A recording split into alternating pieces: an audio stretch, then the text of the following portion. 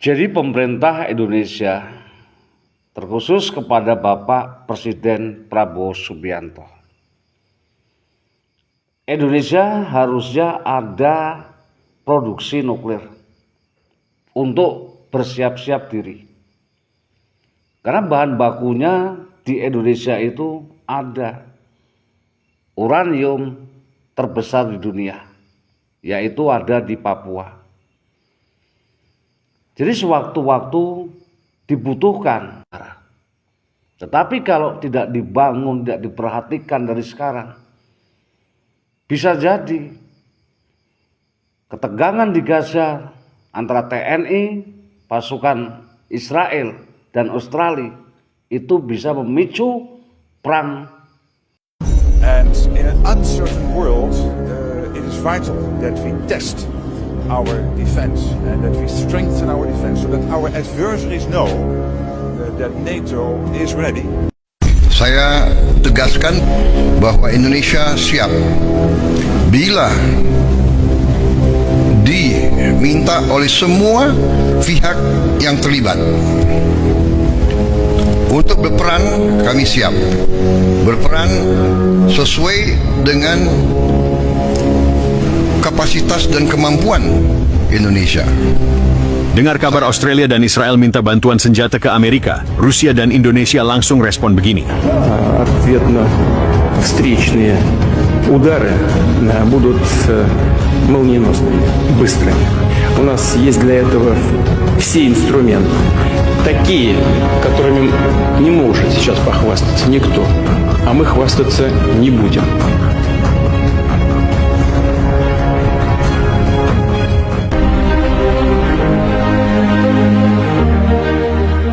Dunia internasional kembali diguncang oleh perkembangan geopolitik terbaru. Dua sekutu utama Amerika Serikat, Australia dan Israel, secara resmi mengajukan permintaan bantuan senjata mutakhir ke Washington. Langkah ini dilakukan di tengah meningkatnya ketegangan di kawasan Indo-Pasifik dan Timur Tengah yang kian tak menentu.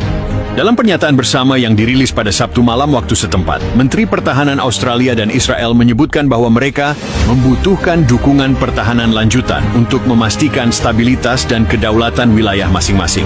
Sumber dari Gedung Putih mengonfirmasi bahwa permintaan ini mencakup jet tempur siluman F-35 tambahan, sistem pertahanan udara Patriot terbaru, serta drone tempur generasi kelima. Tak butuh waktu lama, Rusia melalui Kementerian Luar Negerinya langsung memberikan pernyataan keras. Juru bicara Kremlin, Maria Zakharova, menilai permintaan senjata tersebut bisa memicu eskalasi baru.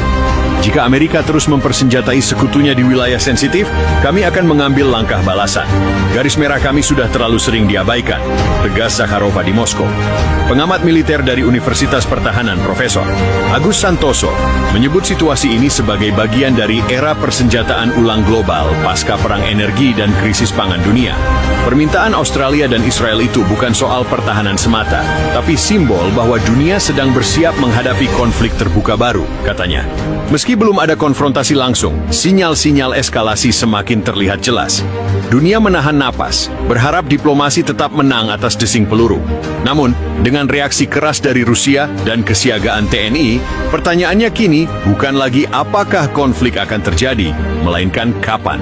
Pada Sabtu malam waktu setempat, pemerintah Australia dan Israel mengeluarkan pernyataan bersama yang tidak biasa.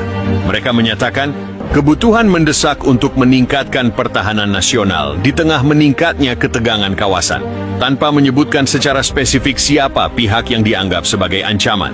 Kabar ini pertama kali mencuat dari sumber intelijen pertahanan regional yang mengonfirmasi bahwa Israel, di tengah tekanan militer dan politik yang semakin tajam, telah meminta tambahan sistem pertahanan udara, rudal presisi tinggi, dan pasokan logistik militer untuk operasional di Gaza.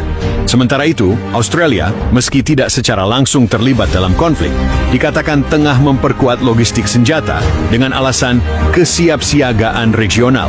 Sebuah langkah yang memunculkan spekulasi luas tentang keterlibatan mereka di kawasan Asia Pasifik atau bahkan di Timur Tengah. Namun berita ini tak hanya sampai di meja-meja pemerintahan di Barat. Rusia dalam waktu singkat langsung menyuarakan reaksi keras. Setiap upaya memperluas konflik bersenjata dengan dukungan senjata ke pihak-pihak tertentu adalah bentuk provokasi global, tegas juru bicara Kementerian Luar Negeri Rusia, Maria Zakharova, dalam konferensi pers mendadak di Moskow. Rusia juga mengindikasikan bahwa mereka sedang memantau pergerakan logistik militer AXS di wilayah Mediterania Timur dan bersiap mengambil langkah kontradiplomatik apabila eskalasi senjata terus berlanjut.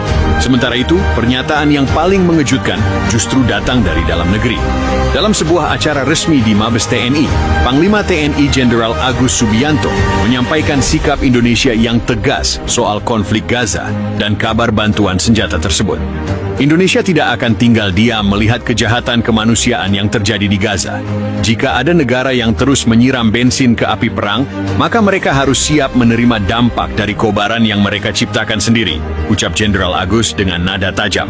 Ia menambahkan bahwa TNI saat ini terus memperkuat kerjasama intelijen regional serta mendukung penuh upaya diplomasi damai yang diinisiasi oleh ASEAN dan OKI, Organisasi Kerjasama Islam.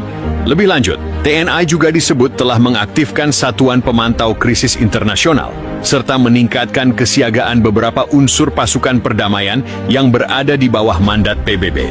Konflik Gaza telah menelan ribuan korban jiwa. Sebagian besar adalah warga sipil, termasuk anak-anak dan perempuan. Kabar terbaru menyebutkan bahwa serangan udara intensif kembali menghantam area kamp pengungsi di Khan Yunis dan Rafah.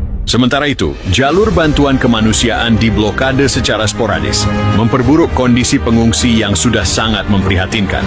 Ketika suara ledakan mengguncang langit Gaza setiap malam, dunia justru kembali mempertontonkan permainan geopolitik senjata dan dominasi. Di tengah upaya segelintir pihak untuk menghentikan darah yang mengalir, masih banyak yang memilih menyuplai peluru untuk melanjutkan kekerasan. Menurut bocoran dari sumber intelijen strategis di Eropa Timur dan Timur Tengah, Israel telah secara resmi meminta tambahan pasokan rudal presisi tinggi, bom pintar, sistem Iron Dome generasi terbaru, serta drone taktis untuk operasi darat di Gaza. Permintaan ini datang setelah serangan balasan Hamas semakin intens dan tekanan internasional terhadap kebijakan militer Israel semakin keras. Sementara itu, Australia, yang selama ini terlihat netral di mata publik, ternyata telah mengajukan permintaan pembaruan arsenal militer ke Washington. Dokumen diplomatik yang bocor menyebutkan permintaan pengiriman amunisi jarak jauh, kendaraan tempur ringan, serta sistem pertahanan elektronik yang biasanya digunakan untuk operasi luar negeri. Tak butuh waktu lama bagi Rusia untuk merespons. Dalam konferensi pers darurat di Moskow, juru bicara Kementerian Luar Negeri Rusia, Maria Zakharova, menyampaikan pernyataan tajam. Pengiriman senjata ke zona konflik aktif adalah bentuk arogansi yang akan berujung bumerang. Kalian sedang bermain api di ladang minyak dunia. Rusia tidak akan tinggal diam jika provokasi ini diteruskan. Rusia bahkan memperingatkan bahwa setiap langkah militer tambahan dari Amerika dan sekutunya akan dianggap sebagai escalation by proxy, perang melalui